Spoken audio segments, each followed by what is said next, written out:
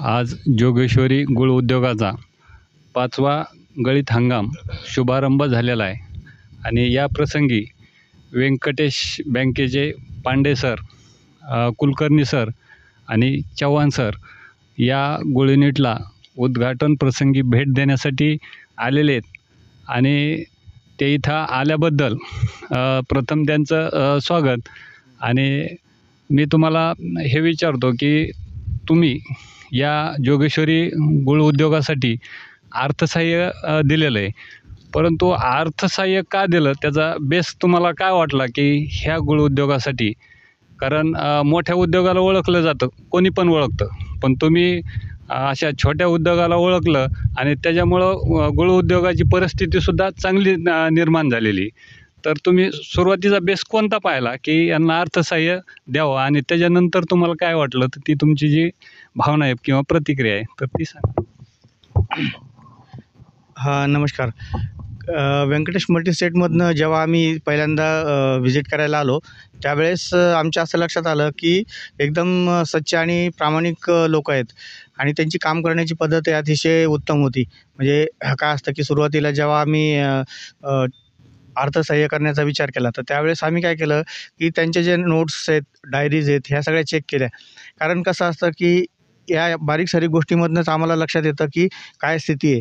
पण ते एकदम प्रामाणिकपणे त्यांनी प्रत्येक गोष्टीच्या नोंदी केलेल्या होत्या आणि त्या योग्य प्रकारे होत्या. जर योग्य असेल तर मग त्यांना अर्थसहाय्य करणं ही आमची एक जबाबदारी आहे. आणि काय मोठे जे युनिट्स आहेत त्यांना कोणी पण अर्थसहाय्य करतं, पण सुरुवात होती. आपले माणसं आहेत. आपले माणसं या अर्थाने की इथे जे काही लोकं येतील, शेतकरी असतील किंवा मग इतर लोक असतील, त्यामुळं या भागाची अजून प्रगती होणार होती. आणि भविष्यात कसं आहे की गूळ उद्योगाला खूप चांगले दिवस येत आहेत. आता 90% जर बघितलं तर लोकं जे शुगर हे ते असणारे लोकं येतं. तर आता हळूहळू ऑर्गॅनिक आणि ह्या माध्यमाकडे लोकं वळत आहेत.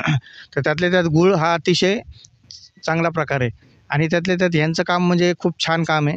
आम्ही अर्थसहाय्य केलं. आम्हाला कधीच ते परत त्यांना म्हणजे पैशासाठी हे करायची गरज नाही पडली. वेळोवेळी त्यांनी व्यवस्थित परतफेड केली. त्यामुळं मग आम्ही भविष्यातही त्यांच्या पाठीशी कायम खंबीरपणे उभे राहू. Thank you. बरोबर आहे की सरांनी सांगितलं की एक तर अर्थसहाय्य देण्याचं काय कारण आहे आणि अर्थसहाय्य दिल्यानंतर त्याचं जे परतफेड आहे ती सुद्धा या गूळ उद्योगाने व्यवस्थित केली.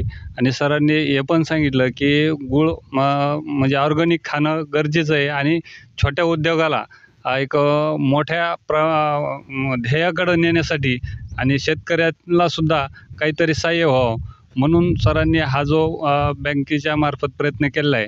तर या न्यूज चॅनलच्या माध्यमातून मी सुद्धा बँकेचे आभार मानतो की एक छोट्या उद्योगाला तुम्ही मोठं करण्यासाठी अर्थसहाय्य करत आहात.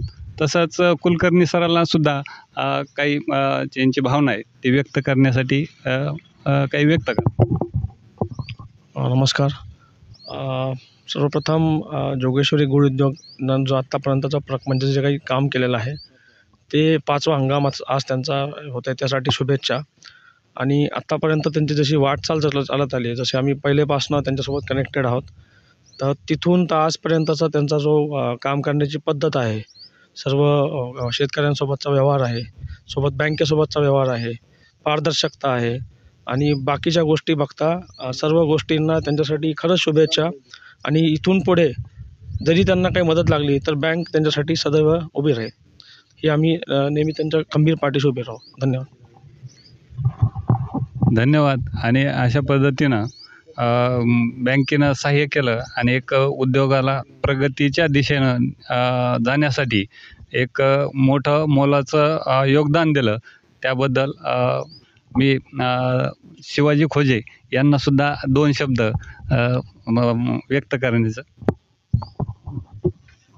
सर्वप्रथम पहिल्या सीजनला आम्ही IDBI बँकेमध्ये खातं ठेवलं होतं. तर तिथं अर्थसहाय्यासाठी आम्ही लई प्रयत्न केले, पण अर्थसहाय्य झालंच नाही. आणि पुन्हा कस्टमर शेतकऱ्यासाठी बी हे झालं नाही. ती खुर्ची शेतकऱ्याला बी बरोबर वागणूक दिली नाही, नेमकं पेमेंट भेटले नाही. दुसऱ्या साली हे झालं. मग आम्ही व्यंकटेश सर आले, सरला हे केलं, राम खुर्ची द्यायला. मग हे सगळं संपर्क केला, इथं खातं खोललं. इथं शेतकऱ्याला चांगली सुविधा मिळाली आणि आम्हाला बी अर्थसहाय्य सुरुवातीला यांनी 10 लाखाचं केलं, म्हणजे नवीन आहे काय अडचण नाही. तर आम्ही 10 लाखाची परतफेड केल्यानंतर आम्हाला सरांनी त्याच्या मनानेच म्हणजे तुमचं खातं वाढून होऊ शकतं. तर आमचं तीन सध्या आता 30 लाखाला कॅपॅसिटी केली, पण आपल्याला 20 लाख रुपये आपण उचललं द्यायचं लोन क्लिअर चालू आहे. आणि आपल्याला अर्थसहाय्याला कधीच काही अडचण आली नाही आणि कधी ते म्हणले बी नाही आज नाही आणि उद्या नाही.